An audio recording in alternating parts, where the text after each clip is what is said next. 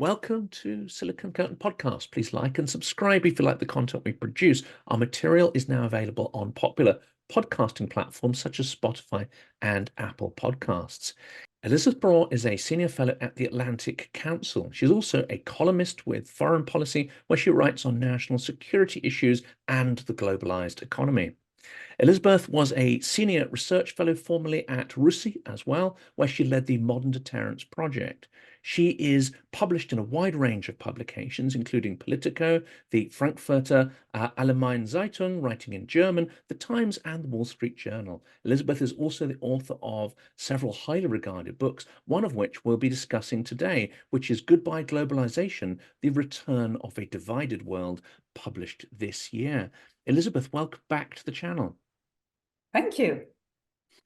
This is a very fascinating topic because, of course, thinking back to my childhood, that is the, when I first started watching the news, that is the origins of globalization, or this trend towards globalization. And you list the kind of big bang, not the universal big bang in terms of cosmology, but the big bang in terms of financial liberalization that kicked off this process.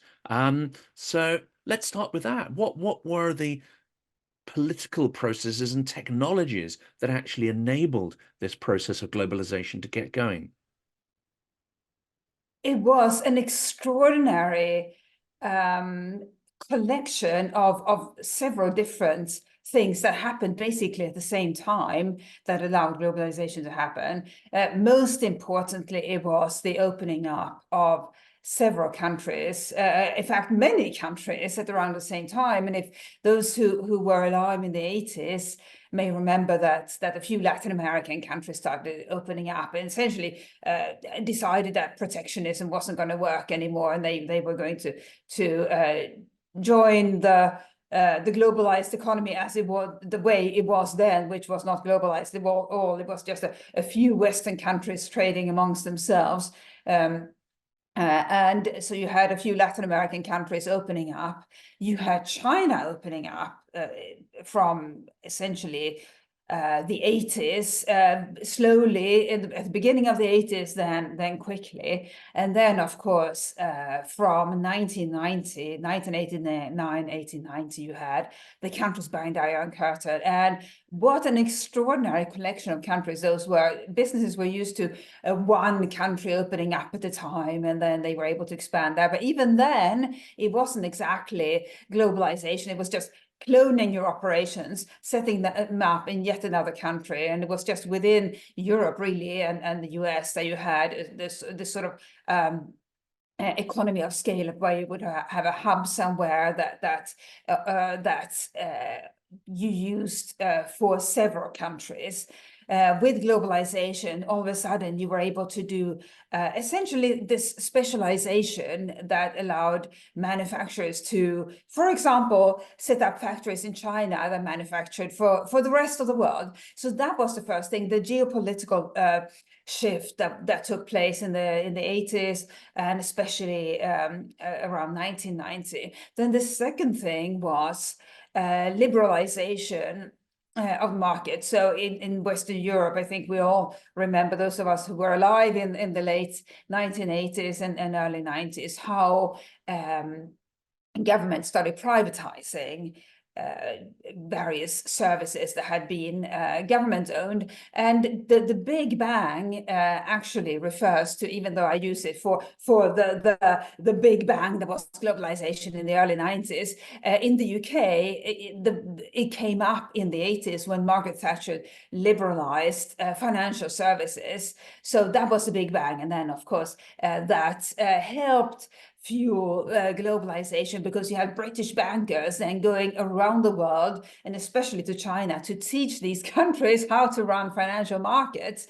Really an extraordinary moment. And the third thing was technology. We were seeing in the 90s the arrival and spread of computers and laptops, and importantly mobile phones. All of that came together at the same time. Imagine what the world would have looked like if one of these aspects had not happened. Globalization would not have happened in the way we have seen it if it had just been geopolitical opening up or opening up of formerly communist or protectionist countries without the technological revolution. And the technological revolution would not have had the same impact if these countries hadn't opened up.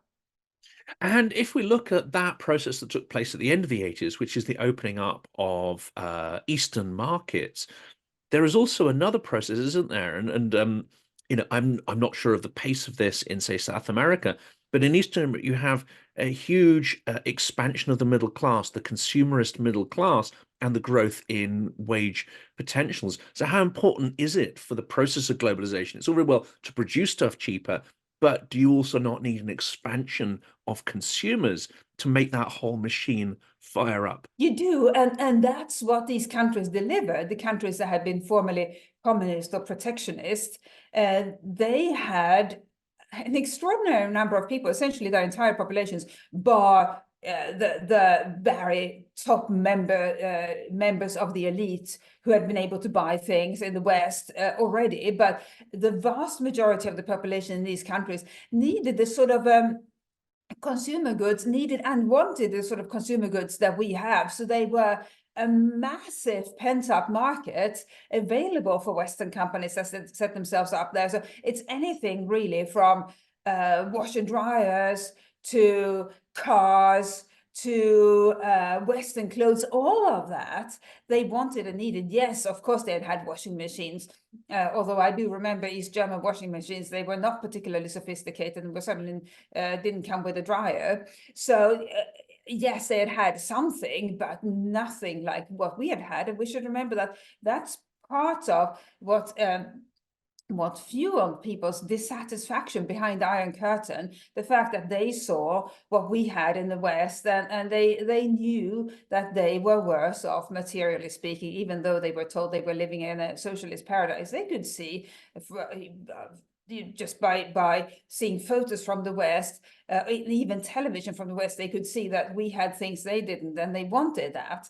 And Chinese citizens had less access to information from abroad, but nevertheless, the Chinese government, first under Deng Xiaoping and then under subsequent leaders, decided that they wanted to raise the material comfort of the population. And I think for quite pragmatic reasons, because if you allow people to have a more convenient lifestyle, more prosperous and convenient lifestyle, then they are likely to accept your rule.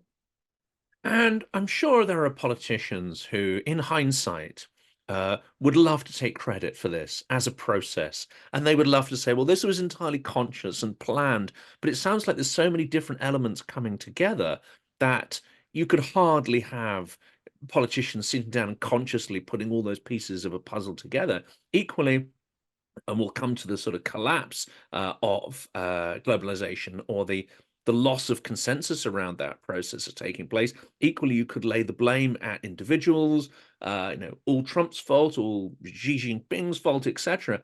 But again, it sounds like there may be, and we'll examine those in a minute, multiple processes that are now causing this globalization to unwind, no single individual who's culpable. But let's start with how it built up in the first place. Is it more accident than design? It is more accident than design, and intelligence services, so the secret police in various Warsaw Pact countries would have said, well, these protests were instigated by the CIA and MI6 and so forth. But actually, the protests were the result of people's genuine desire not to live in the sort of decrepit systems they had there, and it became unsustainable for the socialist regimes behind the Iron Curtain to remain in power, because what they delivered was so far from what people wanted, and people in an autocracy obviously don't have as much say as in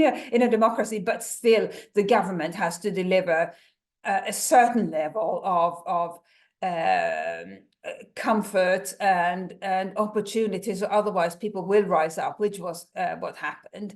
So that was not in any way a sort of strategic move by any Western leader, and nor was the fact that Western businesses then expanded to these countries and to China and to other countries. Western businesses were in the position of making that decision completely on their own. Yes, there were talks and conversations and so forth, but the interesting thing about globalization is that you didn't need a strategic thinker to say, well, this is how we're going to do it, and this is how it's all going to come together. It just seems so obvious to everybody that this is how it's going to work, and these markets are opening up, and we should go there, and we should take advantage of manufacturing opportunities to sell to new markets, opportunities for economies of scale, opportunities to create global hubs, and all of it just seems so obvious, so that you didn't need to be a strategic thinker. It was just totally obvious to business leaders and indeed to politicians in Western countries and in these countries that were opening up.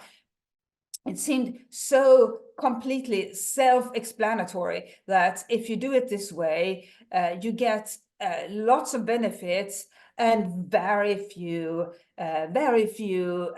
drawbacks. And really, the only disadvantage we got in the West from having our companies expanding globally was that we did have people lose their jobs here at home, because it wasn't sustainable to keep manufacturing at home, where you could do it much more cheaply in another country, and it was much cheaper in a country like China or Central and Eastern European countries, especially in the 90s, because at the same time global shipping was becoming even more efficient, was transporting goods so cheaply that you could manufacture in China. Well, first of all, send things around through your supply chains, get them to the eventual assembly point or facility or factory in China or wherever it might be, then get it shipped, the products shipped back to Europe or to North America or wherever it might be, and that would still be cheaper than making the products. That's how efficient globalization was. So that makes sense, of course, if you are a manufacturer, if you're a business person looking to scale your markets, scale your outputs, reduce costs, that's all perfectly rational. For politicians, I suspect there needs to be more than that. There needs to be some kind of intellectual justification. And at the time, there seemed to be the general assumption that liberal democracy, liberal values had won the Cold War, and that these were going to universally percolate throughout the world in the way that material trade was doing the same. There seemed to be assumptions that this was the case. Why do you think those assumptions came about? And are we seeing those assumptions not just challenged, but actually torn to pieces at this point? Indeed, the assumption was that if a country introduces free markets, liberal democracy will follow. And that hadn't really been tested before, because there had been so few countries that had introduced free markets. And so you didn't really have the quantity on which to assess, does it always follow that if you introduce free markets, liberal democracy will follow? But we just assumed that would be the case. And we also assumed, or decision makers also, policymakers, I should say, also assumed that would be the case, because with the end of the Cold War, it seemed that countries did want to become like us. They had shed that socialist experiment, and they wanted to become democracies. And we saw that happen in so many former Warsaw Pact countries. East Germany, of course, going first, and its transformation was particularly rapid because it had that massive infusion of cash from the western side of the country after reunification. But by countries like Poland, Czechoslovakia, which then became the Czech Republic, and Slovakia, Hungary, even Romania, Bulgaria, they introduced free markets or capitalism and liberal democracy at the same time, or it followed. I think people will debate what came first, but anyway, the two went hand in hand, and it has worked really well. It has worked so well that Poland is now a very stable democracy and wealthier than some countries, some Western European countries that have had this system for a long time. So it does work. And we assumed that that was going to be the case in every country.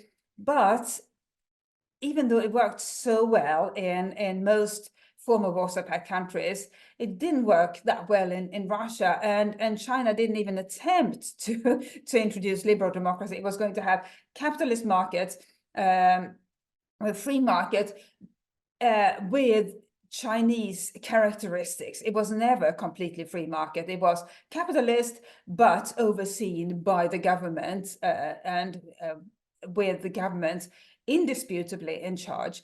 And that's really where globalization started hitting some sort of wall, when it became clear that it doesn't immediately follow that if you introduce capitalism or free markets in your country, that you'll become a liberal democracy. And if you don't become a liberal democracy, what does it mean for collaboration with the other countries with which you trade so closely? Does that level of trust and shared values, does it still exist, even though you're not becoming a liberal democracy, you have no intention of becoming a liberal democracy? And today in 2024, we're seeing that actually does make a difference, not just politically, but also in terms of trade and the basis on which you trade, on which countries trade amongst themselves. It does make a difference whether countries are liberal democracies or whether some prefer a different way of running their country.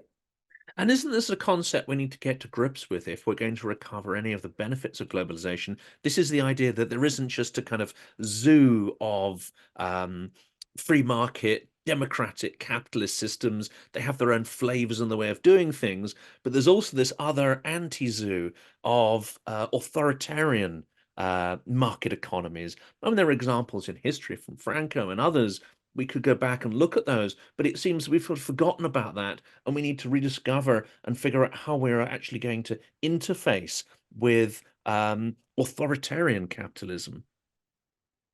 That is the case, and I first started thinking about this about 7 or 8 years ago, when somebody who was the CEO of a company that has very long advanced planning by nature of the business it's in, and he said, I don't think Russia is developing in the right direction.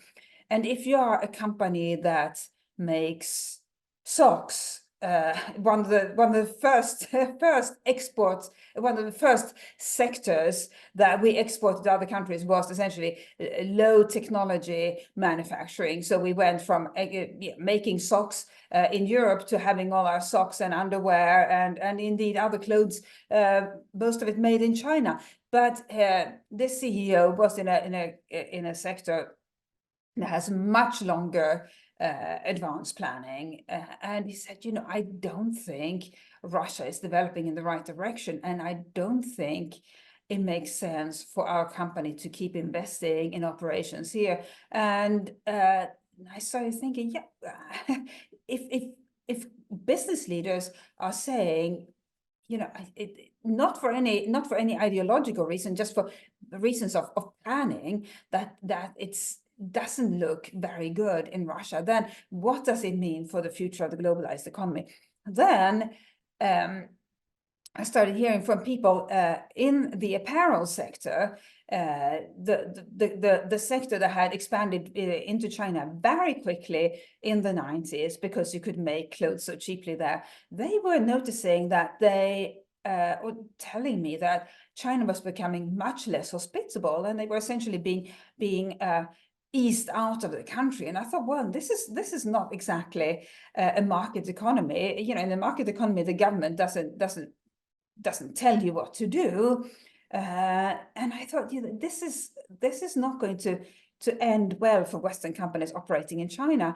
And if we go from then to now, a number of years later, it has really come to pass that Russia has proven itself to be very much an authoritarian country that doesn't put the economy first. And China has also proven to be an authoritarian country that doesn't put the economy first. And I think this is one of the mistakes we made to think that even though they are not exactly liberal democracies, and in China it was always an authoritarian country, we always assumed that, oh, they are interested in continued prosperity and trade just like we are, so they will never do anything that harms that. And I remember people telling me even last year that, oh, China or Russia will never, or 2 years ago, China or Russia will never do anything bad because they need free trade just as much as we do, and they need their market economies just as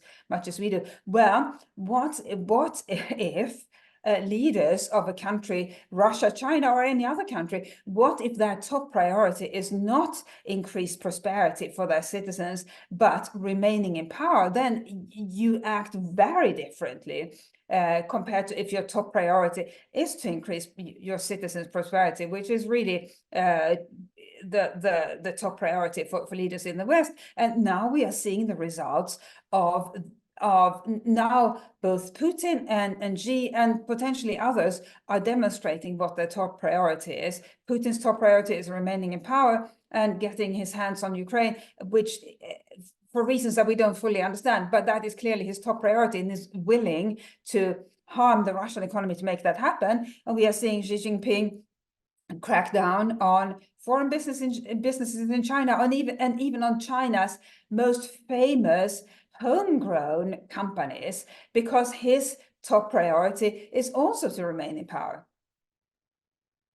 And of course, that limiting of freedom, of course, will limit innovation. It'll limit wealth, which we're seeing. But another thing that we've done is create these extraordinary mutual dependencies within our economy, either for resources or for manufactured goods.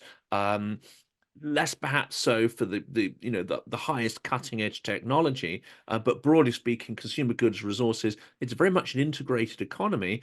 Are we now seeing, this is one of the strands of de-globalization, attempts to try and unwind some of this stuff, which must be incredibly difficult because we've got used to low cost transport, as you say, low cost manufacturing. Winding that back is going to be extremely difficult, never mind the material dependency for metals, energy, hydrocarbons, etc. Sometimes it's people who are not famous experts on a particular issue. They are sometimes the ones who really manage to put their finger on the point. And in the book, the person who articulated it best was the pastor in Lubmin, which is the German town where Nord Stream comes ashore. And she was sort of thinking about globalization, and she said, it just seems extremely perilous to assume that other countries will always supply us with the goods we need. And that is the case. I mean, globalization was built on the assumption that we could always get what we needed from other countries. Well, what if we cannot?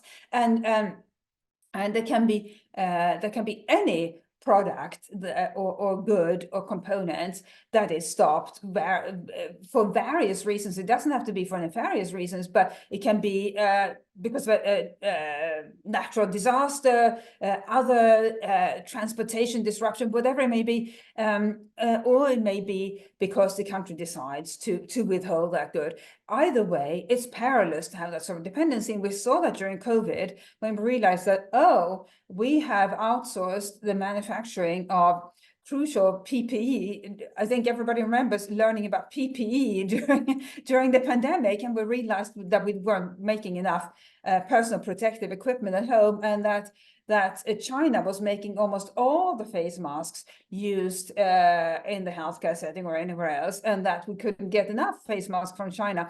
And China, in fact, turned this into a geopolitical game where the Chinese government, with great fanfare, donated or mostly sold face masks to countries it liked, and sold none to countries it didn't like, and made a big point of out of delivering these face masks to the countries of its choosing. Well, that's not how the globalized economy is supposed to work. And that was also the wake up call, I think, for many decision makers and the wider public here in the West. The public realized in many Western countries, or in Western countries that were polled on the matter, they realized that China that they decided they didn't trust the Chinese authorities, and we saw in the polls that were conducted on the issue on the asking the question, do you trust China or do you trust Xi Jinping? Before the pandemic, people didn't really have an opinion. It was sort of, pretty pretty low figures, or around 50% or thereabouts in most countries that said they didn't trust Xi Jinping, but in reality, most people didn't have an opinion. Then after the pandemic hit, those figures skyrocketed because people decided that, oh, this is a country that was not transparent with us about the fact that COVID-19 was spreading in China. It doesn't matter where it originated. Chinese authorities were not transparent about the fact that it was spreading, even though they knew that would have an effect on other countries, because we live in a globalized economy and people travel from China to Western countries. And lo and behold, it did have an effect, a massive and devastating effect on Western economies. And then, of course, we had the fact that China didn't supply, step up to the plate and supply face masks and other PPE when we needed it, even though they could have, and indeed they could have ramped up production. And it's extraordinarily risky, isn't it? We'll turn to China first, and then we'll move on to Russia, because it seems that even though they're lumped together as fellow authoritarian regimes, their stability and wealth depends on radically different things. With China, it is the manufacture, adding value to raw materials, that creates wealth. And keeping that wealth up is extremely important for social cohesion. I think China's rulers are very well aware of what happens when things like sort of famine or material deprivation rear their head, extreme chaos on an unimaginable scale. And we'll turn to Russia in a minute, because that is a completely different economic and political equation. By playing with the rules of globalization, by taking the bits that it likes and pushing back on the bits that it doesn't, essentially risking the system falling apart, isn't China also risking its own internal stability? Because very much its wealth is dependent on that integrated economy that has been built up. This is the challenge for Xi Jinping and the rest of the leadership at the moment. So they have managed to stay in power for so long without really much opposition. You can say, well, how are you going to voice opposition or build opposition against the ruling party when technology is such that you can't even have you can't even meet with a person without the government knowing about it. But nevertheless, the Chinese government has been able to rule without major unhappiness among the public, because it has been able to keep raising living standards. But then, and the Chinese economy has grown, and you have seen incredibly successful Chinese companies. But the problem or the dilemma for the leadership or the CCP at the moment is you don't want, and they cannot want, the private sector and private sector leaders to be so strong that they might challenge the government, because the government's top priority is to remain in power. And this is the dilemma of autocrats. There is no a good exit ramp. You gain power, you stay in power, but when do you resign? This is the problem for every autocratic leader. It's never a good moment, and they rarely resign. Sometimes they are deposed and sort of serve the rest of their days in obscurity, like Walter Ulbricht in East Germany, or sometimes they are killed, but they rarely, almost never, resign voluntarily, because it's too risky. There are too many people who hate them, and they like power. So this is a challenge for Xi Jinping and his regime, that they have to stay in power, but they have also created or managed the economy reasonably well, and to the point that there are strong business leaders like Jack Ma, people who might voice alternative viewpoints, and that's why they crack down on the economy, or on certain individuals and certain companies, including Jack Ma and Jack Ma's companies, to make the point that we are in charge here. And this is it's really a dilemma that can't be solved. They can just hope to massage it or manage it until such a point that a solution becomes clear. But I'm not sure what that solution would be. And of course, that's a difficult balance, but you do have a huge number of companies. You need to have a certain rule of law to be able to manage that. It may not be exactly equivalent to what we would describe as sort of, rule of law, etc. But it's a complex economy. Manufacturing, value-added economy is complex, and it requires certain level of imposition of rules. If you go to Russia, it's a very different story there. All the economic activity that is outside of hydrocarbons and extraction is almost just froth on the waves. It's nice to see, but it's tiny, tiny, tiny in the overall proportion of the wealth that country generates. It is essentially an extraction dictatorship, and it's busy shooting itself in the foot right now. I'd love to hear your view on this. And what's also interesting about Russia is, to power an extraction economy, you don't need a huge educated population. You don't need complex rule of law because you don't have those complex manufacturing processes. You don't need to have an elevated level of trust and communication because extraction works very well on a kind of mafia autocracy, which is what we've seen emerge there. That in itself represents extreme problems, doesn't it? In the fact that we've become so dependent on it, and yet the basis of its political system and wealth has barely changed. Natural resources are, an incredible gift for any country, and bestows great prosperity. But you also, in order for that country to truly benefit from it, it has to be a well-managed country. That's why Norway has this enormous sovereign wealth fund. It's a well-managed country, and an income from for the government from the oil and gas industry goes into the sovereign wealth fund, and every Norwegian now has a great lump of cash in this thanks to this sovereign wealth fund. But that's rare. What you get in most countries that have been bestowed natural resources is people enriching themselves, people who are well positioned enrich themselves, and that's what we have seen in Russia. And I think the tragedy of Russia in the 90s is that the economic reformers didn't succeed in creating a manufacturing economy, or much of a service economy for that matter.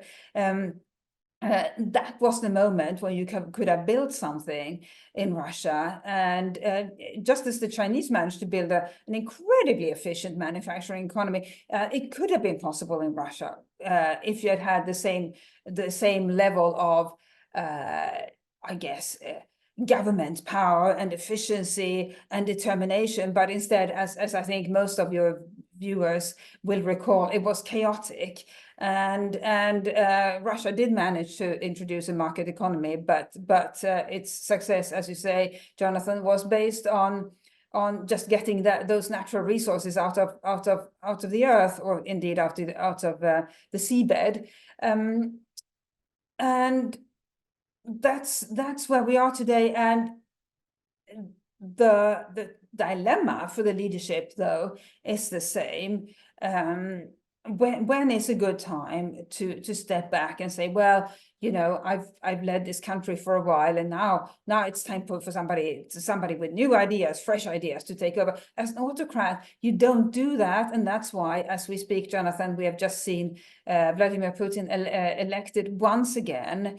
And in every election that he stands in and wins, his credibility as a democratically elected leader is further reduced. In the first election, I think it's safe to say it could be considered a fairly democratic election.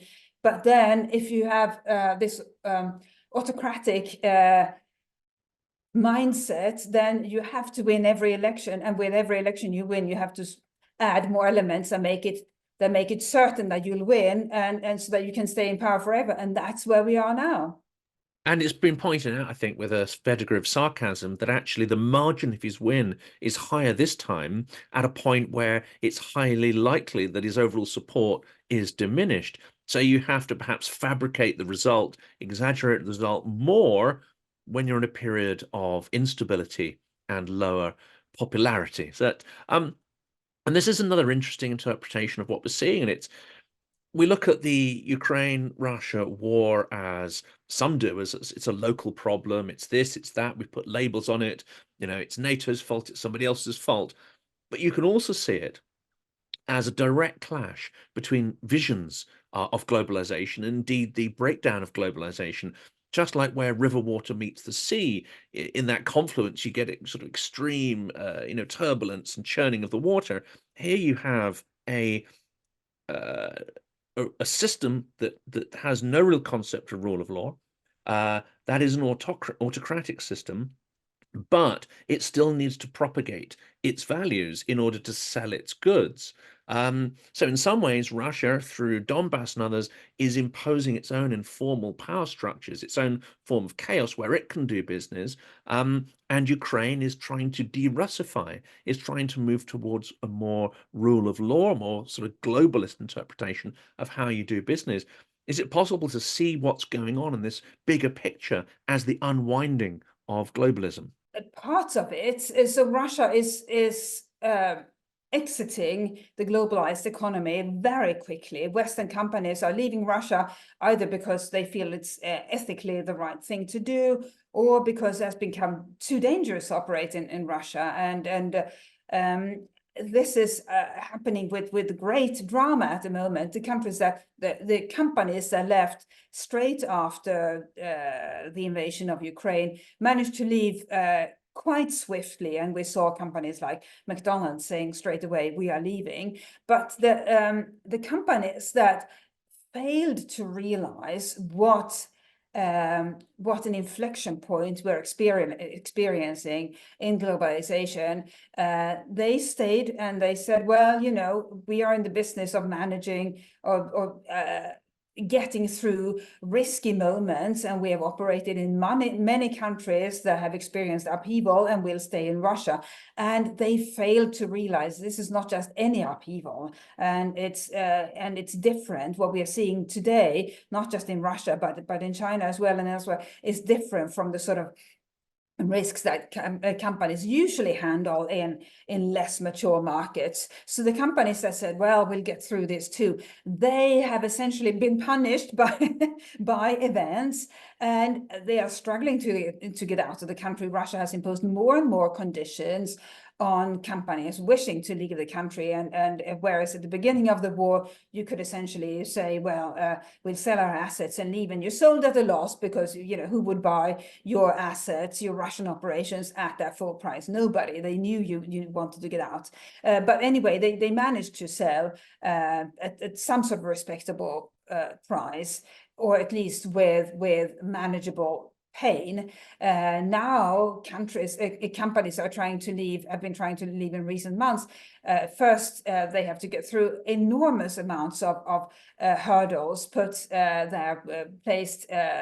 erected by the Kremlin. They also have to find a buyer that has to be approved by the Kremlin. They also have to make a donation to the treasury of 10%. So all of that is making it almost impossible to leave, and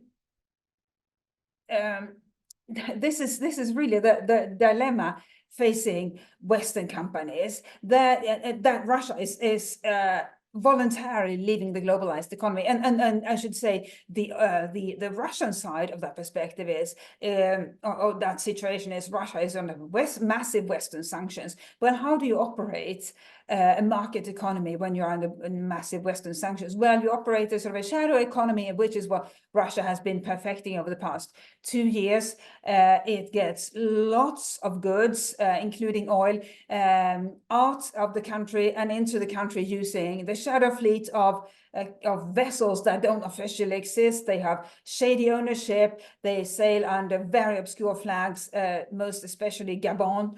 they don't have proper insurance, but they transport goods in and out of Russia. So Russia manages to operate as a sort of a market economy while having exited the globalized economy. And the other reason it's managing to operate as a market economy is that it's trading with countries that are not Western, but that have introduced market economies or matured their market economies throughout these 3.5 decades or so of globalization. And they have quite strong economies now, countries in the Middle East, India, China. They can actually undermine our Western sanctions, the West's sanctions, because they have strong market economies. So we have created through globalization a class of countries that can undermine our own economic measures that we use to try to create order in the world and punish countries that behave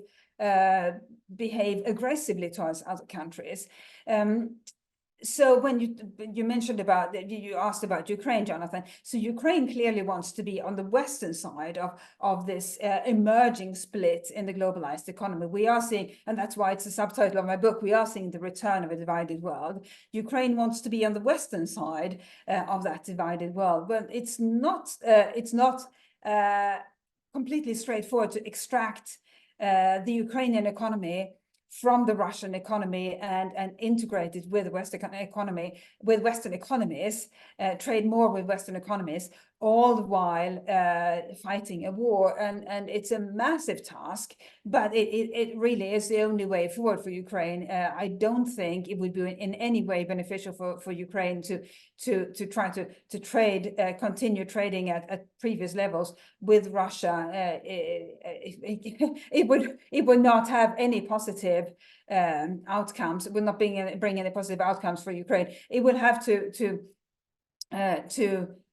be patient, because integrating with its economy with the West will take a long time, especially under wartime conditions. And many Western companies are extremely reluctant to do business with Ukraine because there is a war going on. And on top of that, it's very difficult to get insurance, understandably, which insurer wants to insure during wartime, even though wartime insurance is available. So that's where we are today. But there can only be one way forward for Ukraine, and that is to try to get as closely connected to the Western side of this emerging divided world as possible. And this is a really interesting idea here, isn't it? I think the long war, the 8 years prior to full-scale war in Ukraine, shows perhaps the risks we're entering, because even though it was under attack by Russia, even though portions of its territory were occupied, it still continued to trade with Russia and negotiate gas prices, and Russia used that gas as a weapon while still providing it. So you've got this extraordinary situation where you're physically under attack, but still transferring money to your attacker. This is extremely worrying, because Russia has not withdrawn from globalization. It seems to be creating a shadow globalized world, one where the rules don't count, one where you can transmit wealth, goods, raw materials through undeclared routes, essentially not just undercutting the legality of the international order, but simply doing away with it and replacing it with informal mafia-style relations between autocrats and between those who are willing to trade with autocrats. Because again, in this sort of hybrid world, it's not just one autocracy dealing with another. We have the world's largest democracy, India, that is quite prepared to trade and deal with Russia, despite what is going on. It's extremely dangerous in some ways. Could this be a point where we get a systemic shock, where the whole thing unravels but doesn't disappear? It gets replaced by a system of informality, a far more chaotic system of global trade, off the books, as it were. We are already seeing the off the books block emerging. So if we look at the shadow fleet, it is a facilitator of trade between countries that are under Western sanctions, among them and among the countries that are willing to trade with them. And this shadow fleet used to be quite small, because it really was only necessary for North Korea Iran and Venezuela, basically those three countries. Then we had a G8 member, Russia, joining this group of essentially pariah nations, and it then needed the shadow fleet as well. So now we have this informal bloc of countries that are essentially, from a trade point of view, pariah nations, and the countries that are willing to trade with them. And it is off the books. The shadow fleet doesn't exist. It doesn't operate under the established rules of the global maritime sector. The owners are impossible to find, and it's usually a letterbox company somewhere. By the way, often in the UAE, the UAE is a country that is willing to trade with Russia or to facilitate Russian trade. That's where we are today, and it is dangerous that there is this parallel partly global economy, a parallel economy encompassing a number of countries that are more or less tolerated, in many cases very little tolerated by law-abiding nations. But then we have a country like India, and India is willing to trade with Russia, and India is buying oil from Russia. And I think it would be dangerous for Western countries to say to India, well, you have to choose. We, the West, are no longer in a position to tell countries that they have to choose. And I remember vividly when after 9/11, George W. Bush told President Musharraf of Pakistan, you have to choose whether you are with us or against us. And that was seen as very offensive because Musharraf operated he had a very difficult balance to strike in Pakistan. I think maybe it wasn't that clear to American decision makers that you can't just say, as the president of Pakistan, I'm fully on the side of the United States. But the Americans were able to do it in 2001 because they were a very strong country, and President Musharraf was not in a position to say, well, if you can't make demands like that on me. But today, Western countries are certainly not in a position to say to China, well, you have to choose to be on our side. You mustn't trade with Russia. And I'm often on Indian television, and it's one of the things that regularly come up. Oh, why is the West telling us what to do about Ukraine? India is a proud democracy, and it's thanks to globalization, it's a strong economy, and it's a country that today is able to sort of stand up for itself and say, this is the foreign policy we're going to pursue. And I think we as the West would be wise to say, please trade as much as possible with us in the West. We're not going to dictate what foreign policy position you should take or who else you'd like to trade with. But we hope that you'll trade as much as possible with us. And I think India will find that it's actually quite beneficial to trade with us, and that it can benefit from the friendshoring away from China that's happening at the moment. And the friendshoring involves Western companies. So it's very much in India's interest to form even closer relations with us, because it's getting a second chance in globalization that nobody thought would happen, because China was the winner. India sort of missed the train when globalization took off in the late 80s. Now India is getting another chance, and it's in India's interest to be as close to us, to the West, as possible.